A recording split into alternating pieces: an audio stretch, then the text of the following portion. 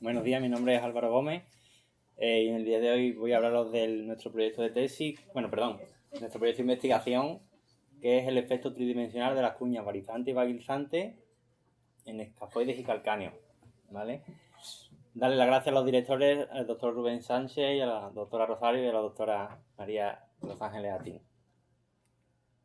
Bueno, la justificación de por qué hacemos este estudio tiene que ver sobre todo porque el pie tiene no solo relación con las lesiones en el pie, sino que es extrapolable a otras zonas del cuerpo humano. En este caso sería a las del miembro inferior. Entonces, hemos encontrado que si el pie induce lesiones en otro sitio, nuestros principales tratamientos como podólogos son ortesis plantares que están demostradas que reducen esa capacidad de lesión, ¿no? Entonces, ¿qué empezamos a plantearnos? Que las plantillas casi siempre están enfocadas en corregir la zona del retropié, porque cuando vemos un pie valgo, un pie más cabo, pues siempre acudimos a lo mismo, una cuña, un posteado, un medio, una ortesis invertida, pero no sabemos si estamos induciendo un efecto en otras articulaciones del pie. Entonces, un recuerdo anatómico para entender esta investigación es que el efecto en el retropié que está...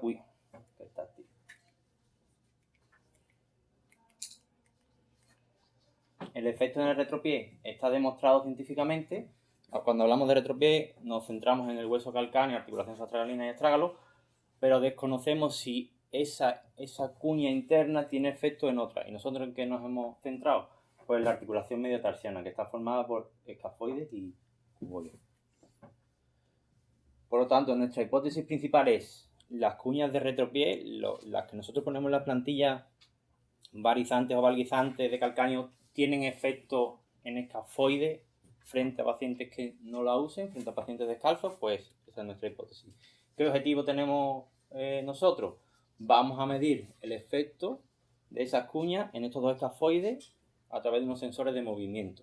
Y más específico, vamos a decir qué ejes de movimiento son en grado los que más se dan y el plano predominante. Es decir, ¿es el plano sagital, es el plano transverso, es el plano frontal? Bueno, aquí está el diseño y nuestra muestra. Se calculó un total de 60 sujetos, todos fueron el pie derecho, y esto lo sacamos de allí, de la unidad de podología donde yo trabajo, en el Hospital San Agustín, en Sevilla. El tipo de estudio era un estudio observacional, se siguieron las directrices de Strobe, y el grupo control lo formaban pues los pacientes descalzos, lo que comparamos fue con ellos. Los criterios de inclusión más importantes: sujetos ambos sexos mayores de 18 años, el FPI, que es una prueba para valorar cuánto de patológico, cuánto de posicionado está un pie. Si es positivo, más de 5 sería un pie más pronado, y si es menos de 0, pues sería un pie más supinado. No usar soportes plantares con anterioridad, y el número de calzado entre el 39 y el 43. Ese número es porque las cuñas que nosotros pusimos tenían un tamaño, entonces pies muy extremos, muy grandes o muy cortos no nos valían. Los criterios de exclusión, bueno, presentar patología diagnosticada, dismetría. Estos son los criterios de Murphy que hace para quitar este tipo de sujetos, ¿vale? Sobre todo porque te pueden falsear la prueba. Y una muy importante es la lasitud ligamentosa, porque si nosotros queremos comprobar qué influencia tiene una cuña de retropié en otra articulación que está por delante, si tenemos un sujeto que es muy laso, no va a transferir esa fuerza, entonces nos va a falsear la prueba. Vale. ¿Cuáles fueron nuestras variables principalmente? Bueno, las que ya conocemos: edad, sexo, altura, peso y IMC. Pero aquellas son las importantes, que son las que representan pues los sistemas de coordenadas X, Y Z. Cada una representa, por ejemplo, el X positivo, como podéis ver, la flexión dorsal; el X negativo, la flexión plantar, ¿vale? Bueno, ¿en qué consistió nuestro procedimiento y nuestro método? Lo hicimos a través del sistema FOLEMUS, que es un sistema de movimiento que forma parte, tiene dos sensores, uno colocado en el escafoide y otro en el calcáneo. Como podéis ver en la referencia anatómica, cada medida se tomó 3 veces para evitar el sesgo que hubiera, y después había 3 cuñas con diferentes grosores, 4, 7 y 10 milímetros, y después la posición descalza, pues todo eso se midió. El protocolo se siguió según lo descrito por estudios anteriores con el mismo aparato, con Corwell y McPoyle, que son los autores. El material, bueno, pues son las cuñas de retropié. Los que no las conozcáis, pues son unas cuñas con un grosor que va 4, 7, 10 milímetros y están formadas de un material rígido, es decir, el EVA de 70 Shorea nos indica que es una dureza alta, que no es un material que se deprima. Y tiene una longitud de 10 centímetros y una anchura de 5. Aquí podéis ver lo que es una cuña valguizante. Cuando hablamos los podólogos de cuña valguizante es una cuña externa, ¿vale? La varizante es la interna. Se colocaron de manera aleatoria, ni el sujeto ni el investigador lo sabía, ¿vale? Y era doble ciego. El análisis estadístico se llevó por la unidad de la Universidad Complutense y se le aplicaron estos test, ¿vale? El test de Kolmogorov-Smirnov para determinar la prueba, la normalidad, que salió que no era normal, y después para comparar la diferencia entre las cuñas fue la prueba de Friedman, y después para comparar las cuñas y descalzo, la de Wilkinson. ¿Qué resultados hemos obtenido? De esta investigación hemos sacado 2 artículos, ¿vale? Este es el primero.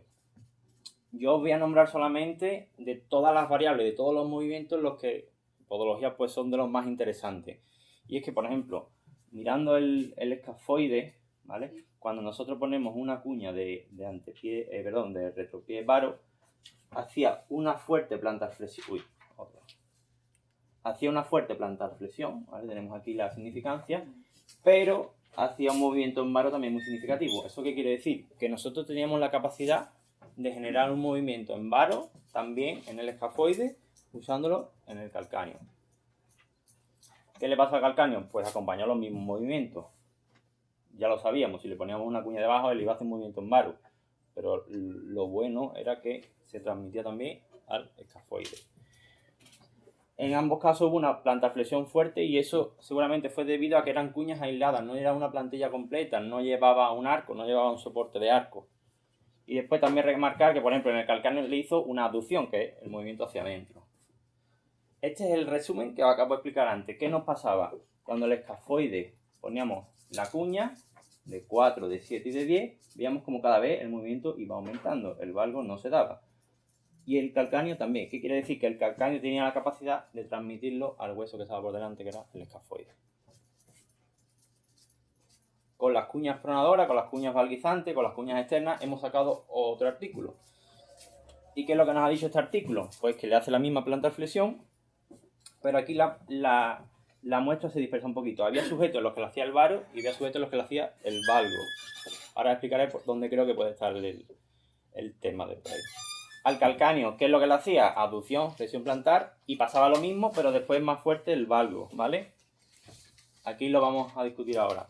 Cuando yo pongo una cuña en valgo, genero la pronación de todo lo que es la articulación subastragalina.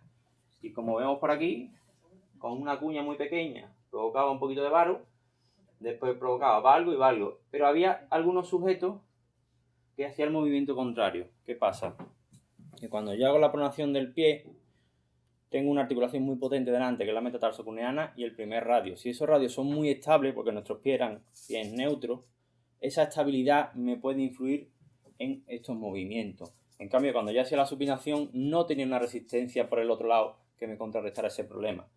Entonces aquí por eso se nos dispersaba un poquito la muestra. Para el escafoide generó movimientos varos y cuando ya la cuña era muy alta, era valga. Pero ¿qué pasa? Que también hubo alguna significancia en otros. Entonces creemos que va a depender de la estabilidad de una tercera articulación, de algo que esté por delante de nosotros. Por eso cuando en podología hacemos algún tratamiento para alguna inestabilidad lateral o algo, esa inestabilidad siempre la acompañamos del poste externo, pero en la zona del antepié, en la zona delantera, a veces hacemos una acomodación para el primer radio, para el primer metatarsiano, para que tenga capacidad de bajar.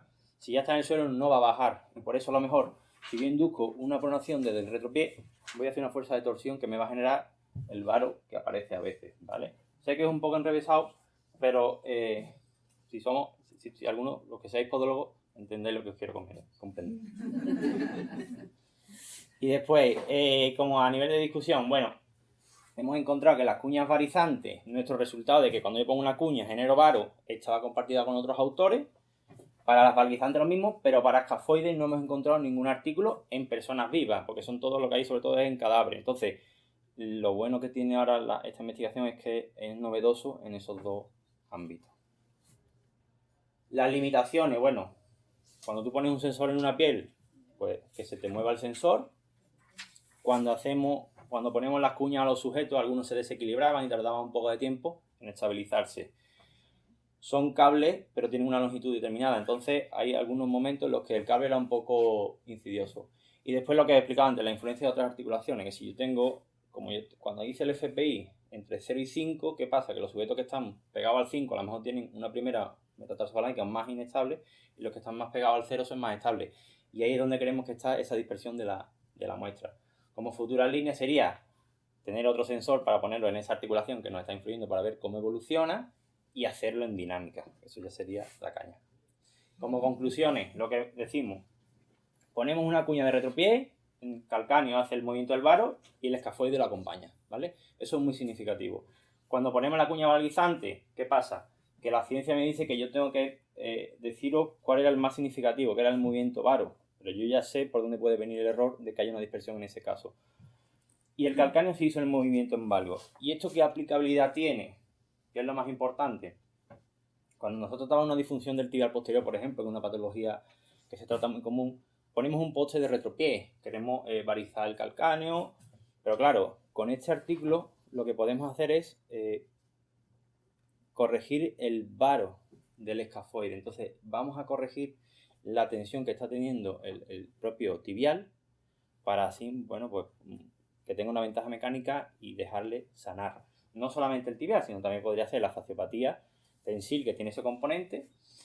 Y en la cuña valguizante, lo que comentaba antes, que sería interesante corregirlo, pero siempre acompañarlo con otra corrección en el antepié en función de la estabilidad de otra articulación, ¿vale? Y ya está, listo.